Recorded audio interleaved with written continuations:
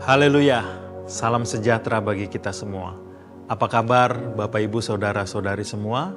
Kembali lagi bersama Yesus Kuatku, kita akan merenungkan firman Tuhan. Mari kita berdoa. Bapa dalam sorga, di dalam nama Tuhan Yesus Kristus, terima kasih untuk hari yang baru Tuhan beri bagi kami. Saat ini kami mau merenungkan kebenaran firman-Mu. Tolong kami untuk mengerti Tuhan, Roh-Mu yang kudus menerangi hati dan pikiran kami, supaya kami bisa mengerti setiap firman yang kami baca dan dengar. Dalam nama Tuhan Yesus Kristus kami sambut kebenaran firman-Mu. Haleluya. Amin. Puji Tuhan. Bapak Ibu Saudara-saudari yang dikasihi Tuhan, hari-hari ini semakin jahat. Pengaruh dunia ini sangat kuat, membuat kita lupa dengan Tuhan pencipta kita. Seringkali seperti itu. Membuat kita menjadi orang yang, mohon maaf mungkin agak kasar, orang yang seperti nggak tahu diri.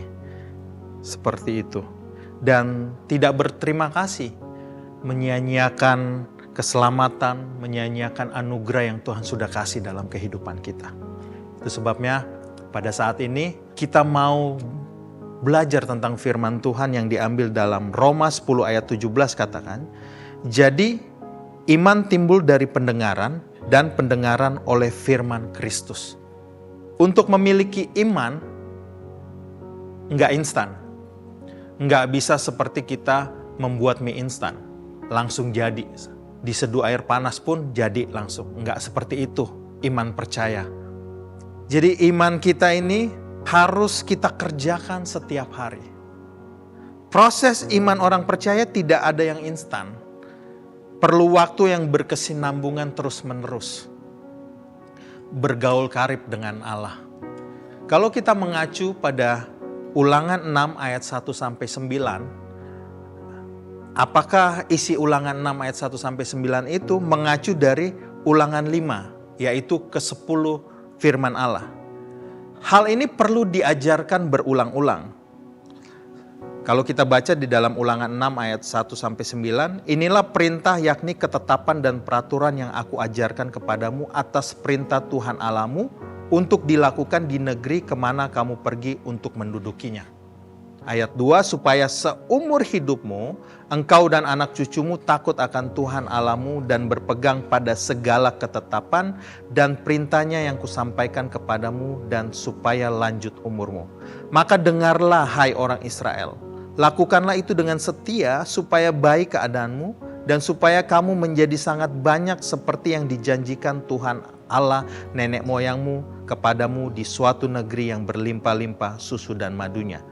Dengarlah hai orang Israel, Tuhan itu Allah kita, Tuhan itu Esa.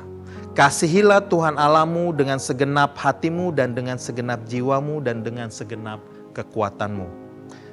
Apa yang kuperintahkan kepadamu pada hari ini haruslah engkau perhatikan. Apa saja itu? Ayat 7.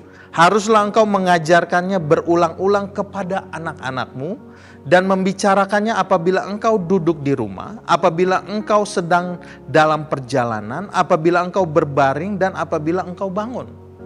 Ayat 8 katakan, haruslah juga engkau mengikatnya sebagai tanda pada tanganmu dan haruslah itu menjadi lambang di dahimu. Dan haruslah engkau menuliskannya pada tiang pintu rumahmu dan pada pintu gerbangmu. Di ayat ke-7 sampai 9 ini juga terdapat di dalam Ulangan 11 ayat 18 sampai 20. Ini berarti sesuatu hal yang sangat penting kalau Allah sampai memberitakannya berulang-ulang.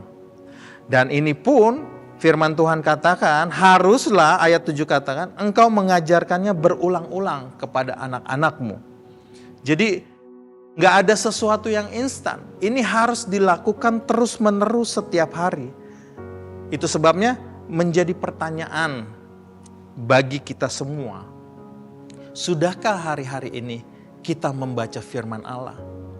Sudahkah hari-hari ini kita memiliki waktu khusus untuk membaca firman dan berdoa kepada Allah? Bergaul karib dengan Allah. Seringkali kita berkata 24 jam tuh nggak cukup kayaknya. Seperti itu. Tetapi sebagai orang percaya kita harus mengerti, kalau Tuhan sudah memberi waktu 24 jam, berarti kita harus memanfaatkan sebaik mungkin. Jangan pernah kita berkata 24 jam gak cukup. Berarti kita orang yang gak disiplin waktu. Kalau kita baca di dalam 2 Timotius 1 ayat 7 katakan, sebab Allah memberikan kepada kita bukan roh ketakutan, melainkan roh yang membangkitkan kekuatan, kasih, dan ketertiban. Jadi sebagai orang percaya kita harus tertib hidup hari-hari ini. Kita nggak bisa serampangan, kita nggak bisa sembarangan. Kita harus disiplin mengatur waktu kita sebaik mungkin dengan penuh kesadaran bahwa kita perlu firman dan Roh Kudus untuk memiliki iman yang teguh. Oleh sebab itu, marilah kita teguhkan hati kita, memiliki keyakinan dan mendisiplinkan diri kita ini. Jadi kita nggak bisa hidup seenaknya. Kalau kita baca di dalam Markus 4 ayat 1 sampai 20, perumpamaan tentang seorang penabur, di situ benih yang ditabur jatuh di pinggir jalan, jatuh di tanah yang berbatu, jatuh di tengah semak duri, jatuh di tanah yang baik. Jadi firman yang kita baca itu jatuh di tanah hati yang mana hari-hari ini? Jatuh di pinggir jalan itu dikatakan di ayat 15, Markus 4 ayat 15, orang-orang yang di pinggir jalan tempat firman itu ditaburkan, ialah mereka yang mendengar firman, lalu datanglah iblis dan mengambil firman yang baru ditaburkan di dalam mereka. Kedua, Markus 4 ayat 16, demikian juga yang ditaburkan di tanah yang berbatu-batu, ialah orang-orang yang mendengar firman itu dan segera menerimanya dengan gembira. Tetapi mereka tidak berakar dan tahan sebentar saja. Apabila kemudian datang penindasan atau penganiayaan karena firman itu, mereka segera murtad, meninggalkan Allah. Ketiga, jenis tanah ketiga. Dan yang lain ialah ditaburkan di tengah semak duri. Itulah yang mendengar firman itu. Lalu kekhawatiran dunia ini dan tipu daya, kekayaan dan keinginan-keinginan akan hal yang lain masuklah, menghimpit firman itu sehingga tidak berbuah. Yang keempat, dan akhirnya yang ditaburkan di tanah yang baik ialah orang yang mendengar dan menyambut firman itu lalu berbuah. Ada yang 30 kali lipat, ada yang 60 kali lipat, dan ada yang 100 kali lipat. Firman yang kita dengar itu jatuh di tanah hati yang mana? Pastikan diri kita bahwa firman yang kita baca, kita dengar itu jatuh di tanah hati yang baik. Jadi proses untuk memiliki iman itu enggak instan. Dan ini harus kita jalani setiap hari. Apakah akan ada kejenuhan? Ada. Kenapa kita bisa jenuh? Karena kita tidak lagi memiliki kerinduan untuk dekat dengan Allah. Pengaruh dunia, keadaan di sekeliling, keinginan daging kita, itu adalah faktor-faktor dari eksternal, dari internal kita yang bisa mempengaruhi iman percaya kita tidak bertumbuh. Kiranya Tuhan menolong kita semua. Mari kita berdoa. Bapa dalam sorga, di dalam nama Yesus, pada saat ini kami sudah mendengar firman-Mu. Tuhan, kuatkan dan teguhkan hati kami. Peliharalah hati dan pikiran ini ya Tuhan, agar kami menjadi orang-orang yang bersyukur dan berterima kasih telah menerima anugerah dan kasih karunia. Itu sebabnya kami mau memelihara anugerah yang Tuhan berikan ini di dalam kehidupan kami. Dan kami mau menjalani hidup ini dengan tertib seperti apa yang Tuhan mau di dalam kehidupan kami. Roh Kudus, tolong kami semua. Inilah yang menjadi doa dan permohonan kami Tuhan.